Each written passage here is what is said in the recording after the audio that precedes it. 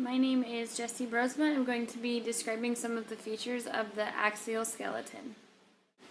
Bones that make up the cranium are the frontal, parietal, and occipital bones. On the occipital bone, there's the external occipital protuberance that is a site for muscle attachment. On the temporal bone, there's the squamous part, external acoustic meatus, mastoid process, styloid process, and temporomandibular joint. An internal view of the temporal bone shows the petrous part that houses the middle and internal ear. The internal acoustic meatus allows cranial nerves 7 and 8 to pass.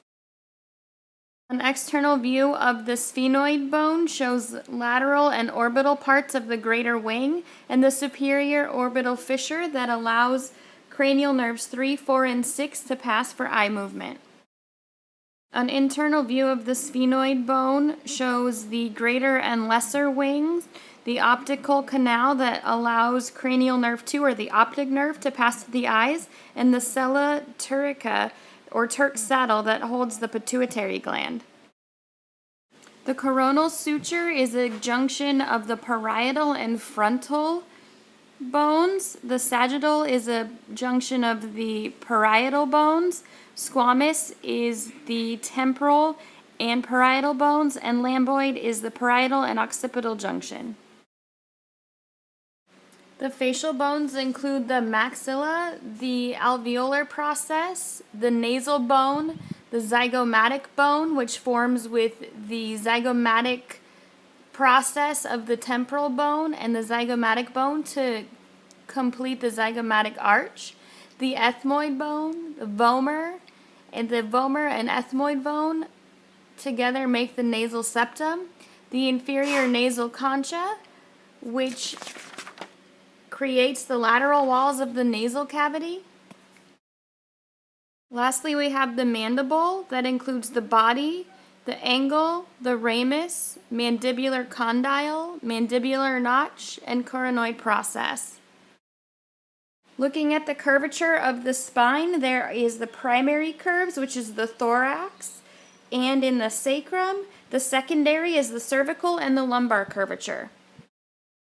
Looking at the cervical portion of the spine, we see that there's 7 vertebrae, including C1 or the atlas, and C2 the axis.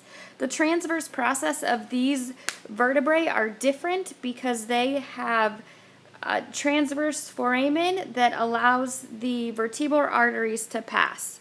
C1 or the atlas articulates with the occipital condyles and allows for the yes motion. Looking at the thoracic spine, which is made up of 12 vertebrae, we see the transverse process, the body and the spinous process of the vertebrae. The intervertebral foramen allows spinal nerves to pass, and the vertebral discs are positioned between each of the vertebrae.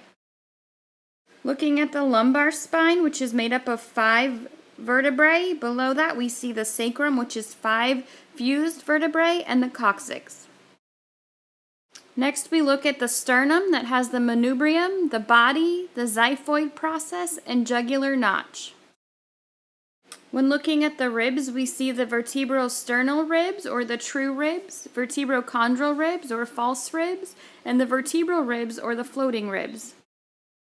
When taking a closer look at the rib, we see the head, neck, and tubercle, which articulate with the vertebral column via a plane joint.